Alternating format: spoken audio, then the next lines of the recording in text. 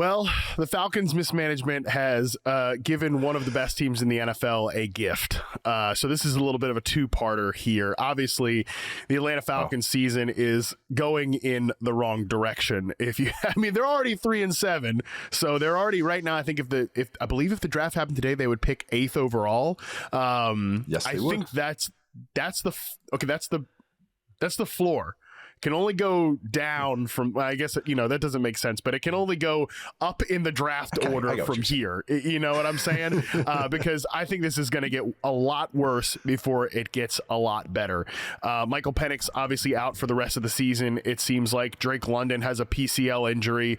To me, it sounds a little bit similar based on some of the stuff I've looked at to Brock Bowers or Ricky Pearsall's injury from the PCL sprain standpoint. Not fun recovery so far this season in the Brock Bowers, Ricky Pearsall saga. Guys that, Bowers tried to play through, he came back and tried to play through it, wasn't himself until they finally put him on the shelf, and they didn't get really back into form until week 9, which is why I shared those splits earlier about since week 9 when Brock Bowers got back out of 13 personnel for the Raiders. And for Pearsall, he just got back after a long absence, and he wasn't really involved in the game plan other than clearing out space for the 49ers last week. He'll be more involved going forward, but that's sort of the level of recovery we're potentially looking at here. So by the time Drake London is not just back, but even back to his full form, the season's going to be completely over for Atlanta. And you know how I feel about Drake London. We feel a lot of the same ways, that their offense just doesn't work unless Drake London is getting the ball, 10, 11, 12 plus times a game. Well, he's not going to be involved here. So you're now looking at the Kirk Cousins, Darnell Mooney show. We've already seen what that looks like this year. It looks pretty freaking bad. So, and unfortunately, Atlanta again sent their first round pick in next year's draft to the Los Angeles Rams because they had to have James Pierce. Well, we didn't expect Jalen Walker to be here at our pick. We got to take him, but we were so dead set on taking James Pierce. We got to trade next year's first in order to get into it. And again, based on some of the other compensation, they didn't just give up that pick either. There was other compensation that went back too. So this just looks like a really bad bungle. And unfortunately, we were completely right at the time with what we said about this. I reference this often, Nate, this conversation that you, Charles, and I had off, because this was one I know we had off camera. We were walking back from the studio at the now former Playa Vista Yahoo studio for the draft show back to our hotel.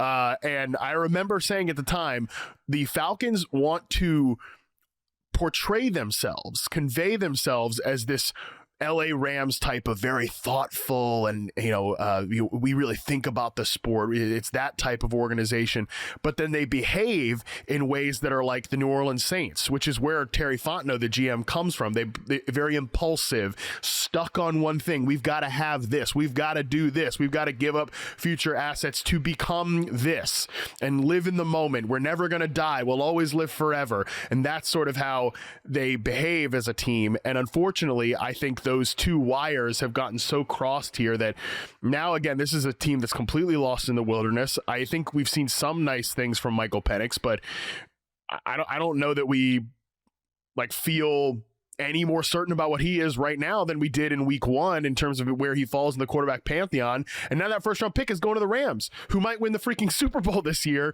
and then have a position to maybe make a franchise changing pick with that selection. Because like I said, it's 8th overall right now. Who knows what it's going to be a few months from now. And if you watch how Cousins was playing when he had to come in for Penix, his arm is completely gone. Completely gone. It's completely fallen off a cliff. I talked about this with Chuck. It might have been Shield. It's somebody recently, just like you said, all blends together. On a recent show, I talked about this, where guys were, I think people remember guys like Drew Brees or Peyton Manning when their arms fell off. And the thing was, they started with great arms. Watch young Peyton Manning or watch young Drew Brees. They're rocketing that thing. And then when they get to 40 years old, of course, the arm drops off. Tom Brady's an outlier in every way, shape, and form. But then you watch guys like Kirk Cousins, who never really had a great arm. Like he had maybe an above average arm. And then so when his falls off, this is what it looks like. It's just like a bad athlete and they fall off. It's the Vince Carter discussions. He became a good role player because he was such a good athlete in basketball, and that's why he becomes an above average athlete as he gets older. Anyways, and I think too, Well, I think with this whole Falcons thing is just there's a lot of hubris with all this. It was the word I always kind of came back to. Mm-hmm. Even when I was at the Athletic and they made this draft, when we were doing our draft show, when I was doing it with Robert and Dane, I remember when that trade happened, I was just like, just trying to piece it all together and go like, okay, one, you're reaching on Penix, because I think not only just me who had him as a day 2 guy, I think the consensus was that he was a day 2 guy, maybe at best, maybe 28th overall on the big board, something of that sort. I had him in I think 60. And when you're looking at that, it was just that they said that because they go, well, you got to address the quarterback position, which is like, okay, because we're not going to be picking this high ever again. And I was like, whoa, you guys have not made the playoffs in a while. And you're going to say that? That was one of those where it was like, whoop, okay, you guys are not looking at reality. And then the stories came out and Terry brought up all these stories about how, and that's the thing. It's not just Penix's issues. Penix has actually been fine. But just talking about this, just the process of the Falcons is that, Terry goes out and says, when I was with the Saints, we ID'd Patrick Mahomes.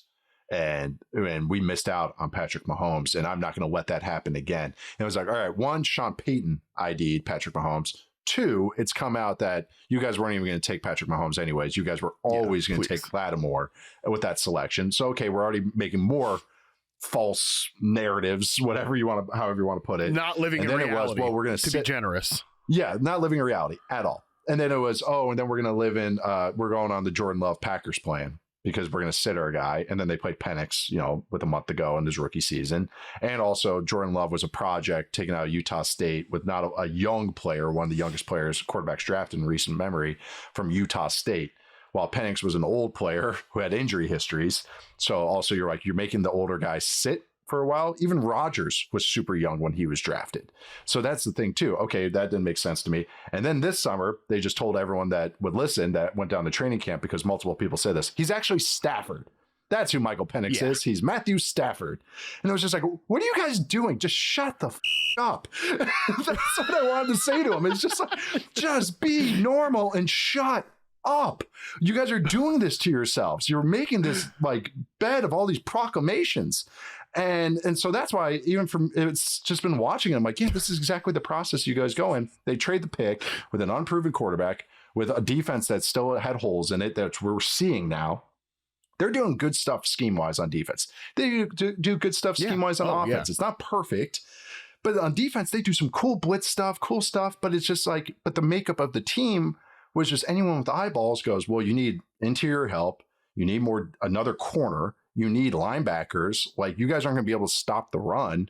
And they're just like, nope, we need 2 pass rushers. I don't know. It's just everything they said. It was just they're selling themselves on these prizes as opposed to working their way up to those prizes. So it's just been very, very, very frustrating to watch, because it's just all these self-inflicted stuff, and they just won't stop talking. Yes. And then the receiver stuff that's gone on this year, firing the coach, the receiver coach, and then not reporting Darnell Mooney's stuff, with the injury. They said, it's just a shoulder thing. He had a broken freaking collarbone.